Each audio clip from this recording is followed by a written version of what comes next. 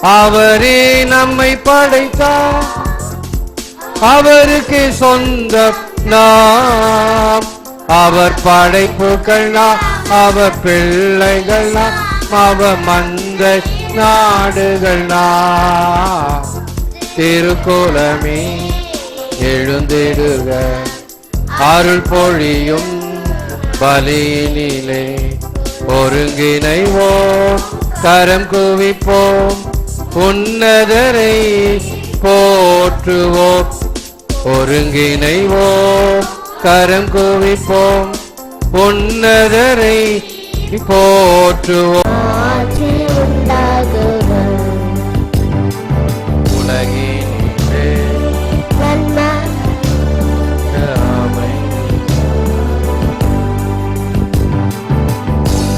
வைப்புகள்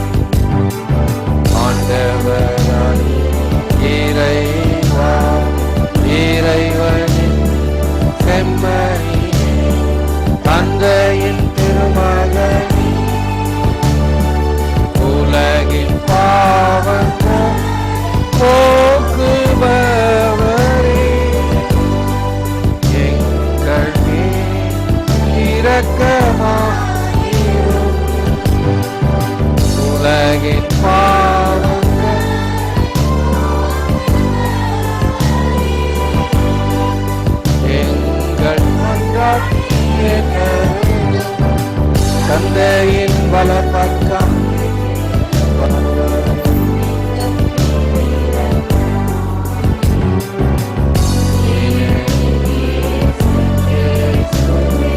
நீர் ஒருவரே,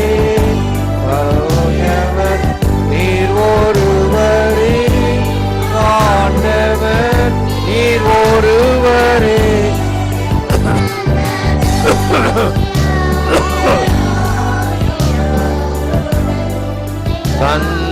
தந்தையாகிய இறைவனின் ஆட்சியில் இருப்பார் நீரே.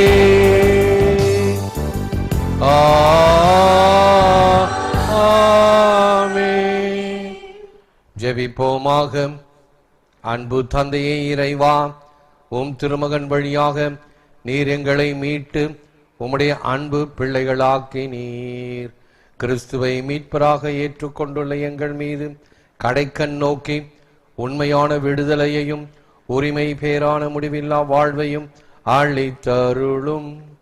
உம்மோடு பரிசுத்த ஆவியின் ஐக்கியத்தில் இறைவனாக என்றென்றும் வாழ்ந்து ஆட்சி செய்கின்ற எங்கள் ஆண்டவரும் திருமகனுமாகிய இயேசு கிறிஸ்து வழியாக உம்மை மன்றாடுகிறோம். நம் கருத்துக்களை ஆண்டவரிடம் அர்ப்பணிப்போம். மௌனமாக நம் உள்ளங்கள், இல்லங்கள், உலகம் அனைத்தையும் அவருடைய பாதத்தில் சமர்ப்பிப்போம்.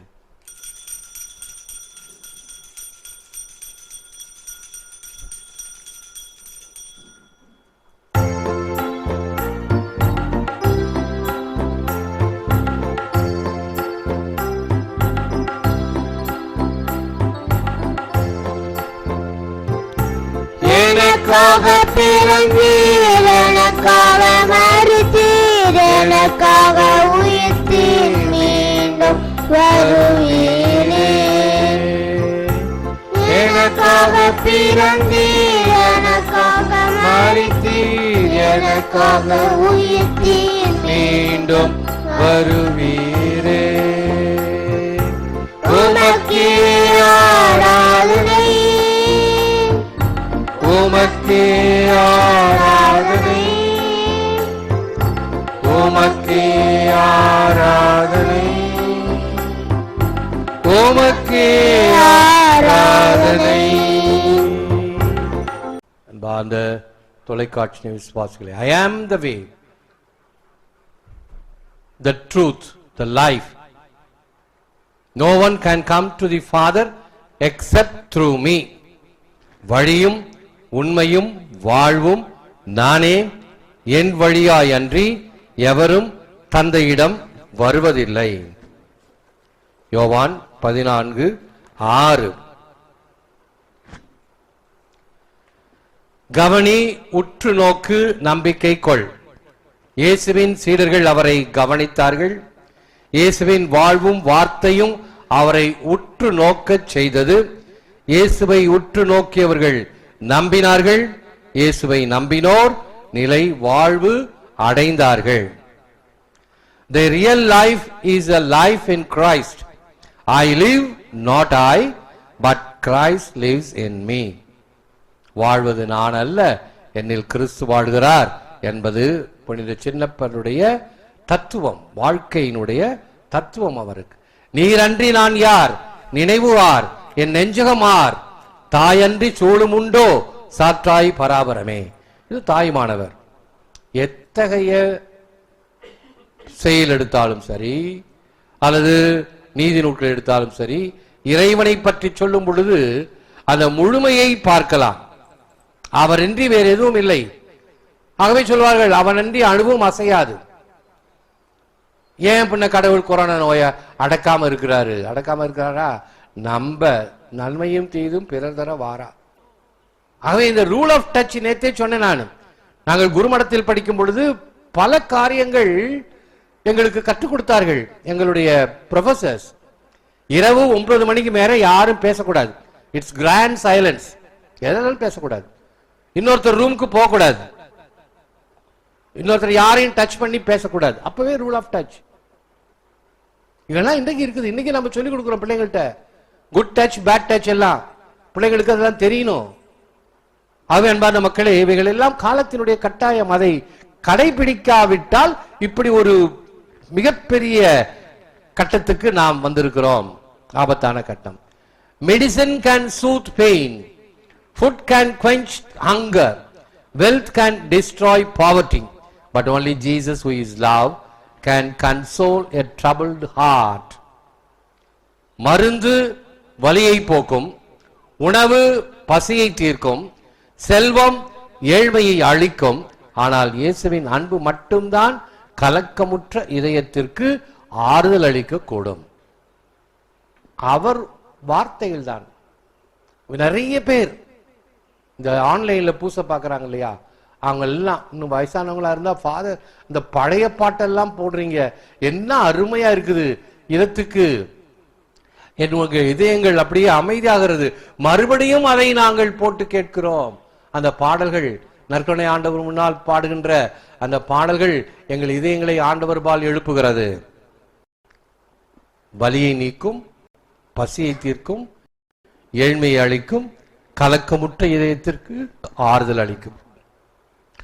Jesus Christ is a way to walk, a truth to proclaim, a life to share and enjoy. இயேசு கிறிஸ்துவே நம் வழி, நாம் நடக்க, நம் உண்மை பிரகடனம் செய்ய, நம் வாழ்வு பகிரவும் மகிழவும். பகிர்ந்து கொள்ள வேண்டும். வாழ்வோ, நமக்கு கொடுக்கப்பட்டிருக்கிற திறமைகளோ, நம்முடைய நேரமோ, நம்முடைய சொத்து பத்தோ பிறருக்கு பகிர்ந்தால் அது ரெட்டிப்பாக கிடைக்கும். நிறைய தடவை சொல்லியிருக்கிறேன். பகிர்ந்து பாருங்கள், கண்டிப்பாக கிடைக்கும். 2 சொல்ற மறுபடியும் ஞாபகத்துக்கு, நான் முதலாக குருமடத்தில் பரிசு வாங்கியது ஒரு நல்ல லைஃப் ஆஃப் கிரைஸ்ட் என்று ஃபுல்டன்ஷின் ஆயர் எழுதிய ஒரு புத்தகம். அருமையான புத்தகம், கொஞ்சம் விலை அதிகம். அதை பரிசா வாங்கினேன். ஒரு இந்து டாக்டர் வந்து நான் பேராலயத்தில் இருக்கும்போது குறிப்பிட்டு அந்த புத்தகத்தை கேட்கிறாரு. ஃபாதர், எனக்கு ஃபுல்டன் ஷீன் ஆயர் எழுதிய லைஃப் ஆஃப் கிரைஸ்ட் புத்தகம் வேணும், உங்ககிட்ட இருக்குதா, கொடுப்பீங்களா? ஐயோ, நம்ம முதலா பரிசா வாங்கினதே. இந்த மாதிரி ஒரு எமோஷனல் இதெல்லாம் வச்சிருப்போம், சென்சிட்டிவா. ஃபர்ஸ்ட் பிரைஸ் வாங்கினதே எப்படி கொடுக்கறதுன்னு. சரி பரவாயில்ல, ஒரு இந்து டாக்டர் ஆசையா கேட்கிறாரு அப்படின்னு சொல்லி கொடுத்துட்டேன். ரொம்ப சந்தோஷமா வாங்கிட்டு போனார். நல்லா படிக்கக்கூடிய டாக்டர், அவர் இந்து டாக்டர்.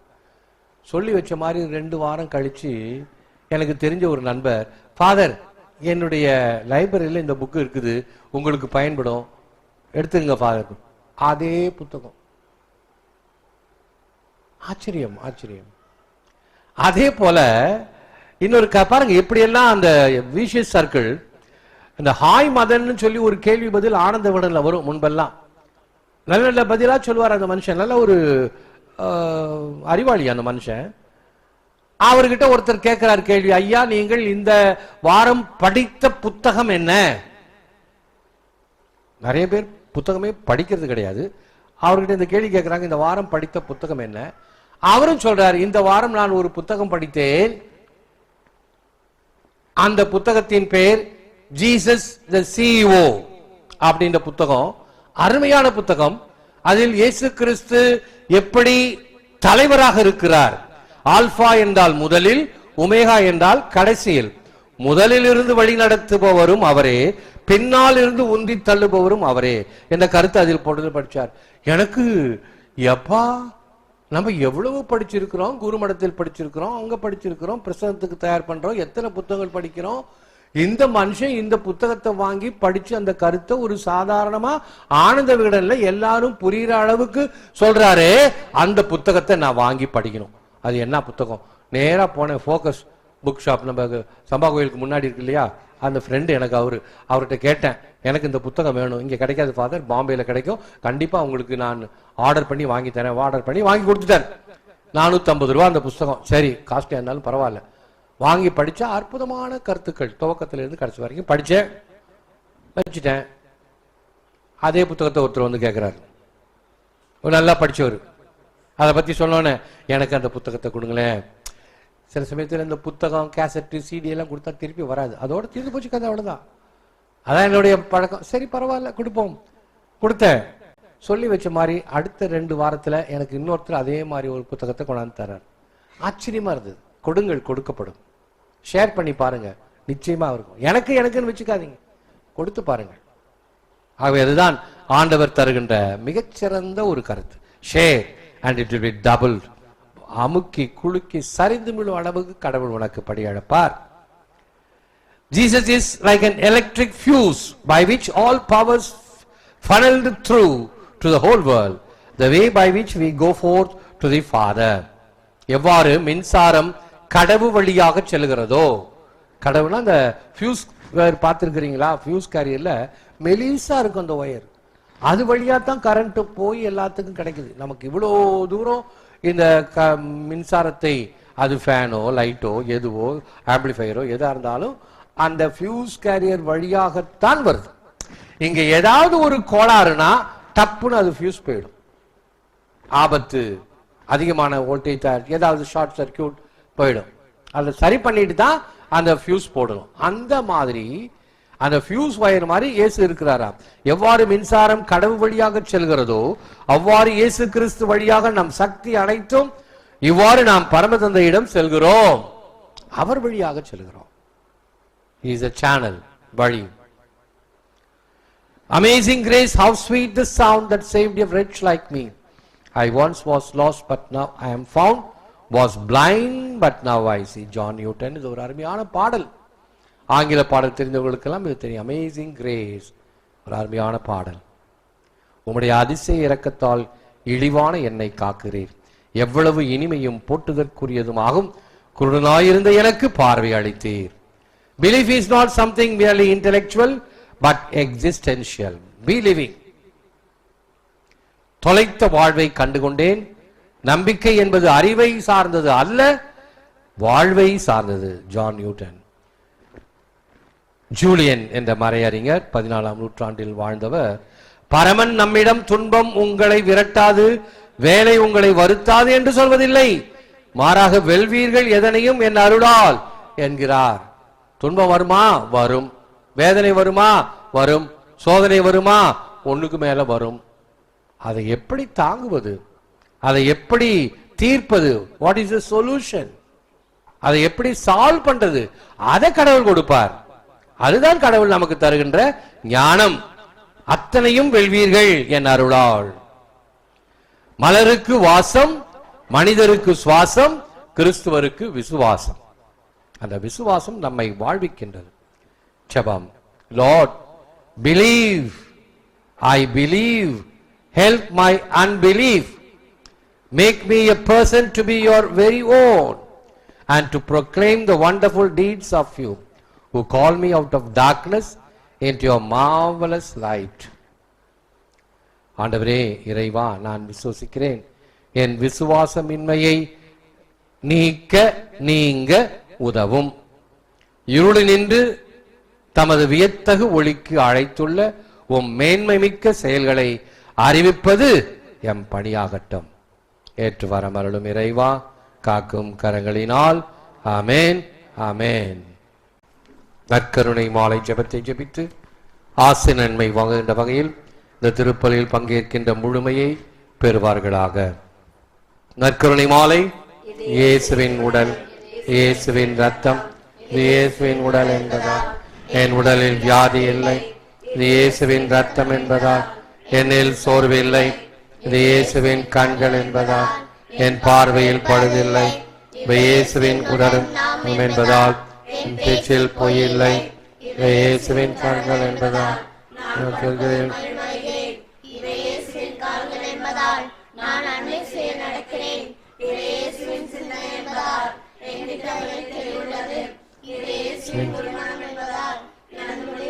சரியானதை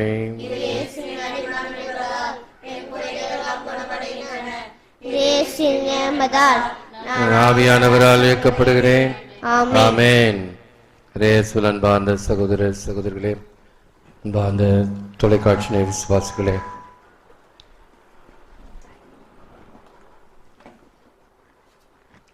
பாஸ்கா காலத்தில் நாம் மகிழ்ச்சியாக அல்லேலூயா கீதம் பாடி பல விழாக்களை கொண்டாடி கொண்டிருப்போம்.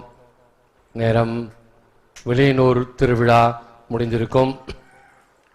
பங்குகளிலே புதுநன்மை உறுதி பூசல் விழாக்கள், ஆர்டினேஷன் மற்றும் ஜூபிலி விழாக்கள் எல்லாவற்றையும் முடக்கி போட்ட நிலையில் இருக்கிறோம். நான் ஒருமுறை என்னிடம் உதவி செய்கின்ற உதவி குருக்களிடம் கூறுவேன், இப்படி ஜூபிலி அது இது விழா அப்படின்னு போயிட்டே இருந்தா அந்த பங்குல எப்படி வேலை செய்யறது? பங்கு வேலை முக்கியம். அதுவும் ஞாயிறு விழா, ஞாயிறு திருப்பலி, ஞாயிறு வழிபாடுகள் என்றால் முக்கியம். மே மாதத்துல வணக்க மாதம், தினமும் மாதாவுக்கு மாலையிலே ஜெபமாலை ஜெபித்து சிறிய தேர்ப்பவனி எடுத்து பிரார்த்தனை பாடி ஒன்று நற்கருணை ஆசிரோ அல்லது சிறிய திருப்பலியோ வைத்து பங்கு மக்களை ஒன்றிணைக்க வேண்டும். அதெல்லாம் என்னத்துக்கு சிரமம்? அதை ஆரம்பிச்சோம்னா இங்கேயே கட்டி போட்ட பூனை மாதிரி இருக்கணும், நம்மளால முடியாதுன்னு சொல்லி அப்படியே ஈஸி கோயிங் லேசி ஜென்டில்மேன் மாதிரி விட்டுடுவாங்க. அதெல்லாம் துவக்கணும்னா கூடவே இருக்கும். இன்னொரு பேய் சோதனை தெரியுமா? உங்க வீட்டுல குடில் ஜோடிப்பீங்களா? குடிலெல்லாம் ஜோடிச்சா அந்த சமயத்துல எங்கேயும் வெளியே போகக்கூடாதான் வீட்டை விட்டு. ஆகவே நாங்க ஜோடிக்கிறது இல்லை. சாத்தான் எப்படி ஜெயிச்சிருச்சு பார்த்தீங்களா? வீட்டுல குடில் ஜோடிக்க முடியாது, பங்குல இது மாதிரி நடத்த முடியாது. இப்ப ஒண்ணும் கிடையாது, பூஜையும் கிடையாது, ஜெபமாலையும் கிடையாது, வணக்க மாதமும் கிடையாது, ஒண்ணும் கிடையாது. இல்லை என்றால் இல்லை ஆகிவிடும். இல்லை இல்லை முடியல, இல்லை உன்னால தாராளமா கொடுக்க முடியல நேரத்தை. இப்ப உனக்கு நேரம் எவ்வளவு நாள் வச்சுக்கோ, தூங்கு, ஒன்றும் போக முடியாது. நேற்று அவசரமா டாக்டர்கிட்ட போறேன், ஒரு 40 நாள் கழிச்சு நான் தான் முதல் தடவை இப்படி வெளியில போறேன், கார்ல போறேன். போலீஸ் பிடிச்சா கூட எல்லாத்தையும் எடுத்துட்டு போவோம். நேற்று திறந்து விட்டாங்களே, ஒன்றும் பிரச்சனை இல்லை. பார்க்குறேன் அந்த போற வழியில எல்லாம் காலியா கிடக்குது. எந்த இடம்? அந்த முட்டுக்காடு, போட் ஹவுஸ், எப்படி ஜே ஜே ஜே ஜே ஜே ஜேன்னு இருக்க, ஒன்னுத்தையும் காணோம். ஒன்னும் ஈ காக்கா காணோம். பஸ் எல்லாம் ஒன்றும் போல வரல, எல்லாம் மூடி முடங்கி போய் கிடக்குற. ஆகவே எது தேவை முக்கியம்? முந்த முந்த ஆண்டவரை தேடு. அதெல்லாம் தூக்கி பாக்கெட்ல போட்டுட்டோம், கோட்டை விட்டோம் இல்லையா? இப்ப வீடே கோயிலா இருக்குது இல்லையா? வீடே கோயிலா இருக்கு. இன்னைக்கு காலையிலயும் நேத்தோ ஒரு கவிதை படிச்சேன். ஒரு சின்ன பிள்ளை சொல்லுது, கொரோனாவே நீ வந்த, எல்லாரும் பயந்தா கூட எங்க வீட்டுல எங்க அப்பா என்ன நல்லவராயிட்டார் தெரியுமா? குடிக்கிறது கிடையாது, எங்க அம்மாவுக்கு உதவி செய்யறாரு, அவரே வெங்காயம் எல்லாம் வெட்டி கொடுக்கறாரு, மாவாட்டி கொடுக்கறாரு, துணி துவைச்சு கொடுக்கறாரு, எங்களெல்லாம் அடிக்கிறது கிடையாது, அன்பா பேசுறாரு. ஆகவே நீ இருக்கிற வரைக்கும் எங்க அப்பா இருக்காரு. ஐயோ திறந்துட்டாங்கன்னு கேள்விப்பட்டமே, இனிமே எங்க நிம்மதி போச்சே, எப்பத்தையும் நீ மறுபடியும் வருவ அப்படின்னு அந்த புள்ள மறுபடியும் வா கொரோனா அப்படின்னு வேண்டிக்கிச்சான். பாருங்க எவ்வளவு யதார்த்தம், எவ்வளவு யதார்த்தம். ஒரு 2 நாள்ல எத்தனை கோடி ரூபாய்க்கு இந்த அரக் விற்கப்பட்டிருக்கிறது? எத்தனை கோடி ரூபாய்க்கு? அவ்வளவு தூரம் என்னப்பா அலைஞ்சவங்களா இருக்கிறீங்களா? அது இல்லாம வாழ முடியாதா? அதே போல இந்த அரசாங்கமும் பாருங்க, பள்ளிக்கூடம் திறக்கல பிள்ளைங்களுக்கு, கல்லூரி திறக்கல. எத்தனையோ பேருடைய அந்த கடைசி தேர்வு இருக்குது, +2 இருக்குது, ITI இருக்குது, அந்த தேர்வு இருக்கு, இந்த தேர்வு இருக்குது, அதெல்லாம் பிள்ளைங்க தவிச்சு போய் நிக்குது. எப்படி முடிக்கிறது?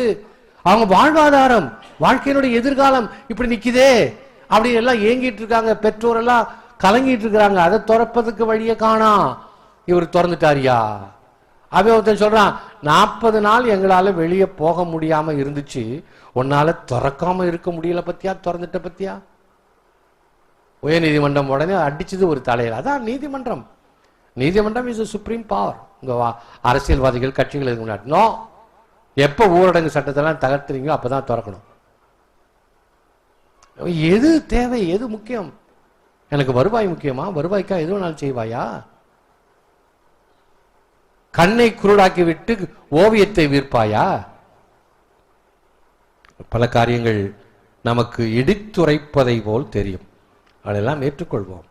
ஆகவே ஒவ்வொரு நாளும் ஆண்டவர் நமக்கு நற்செய்தியில் கூறுவது ஏதோ சொல்வதல்ல, இன்றைய வாழ்க்கைக்கு நமக்கு என்ன தேவையோ அதை உடைத்து கொடுக்கிறார். அதான் breaking of the word, breaking of the bread.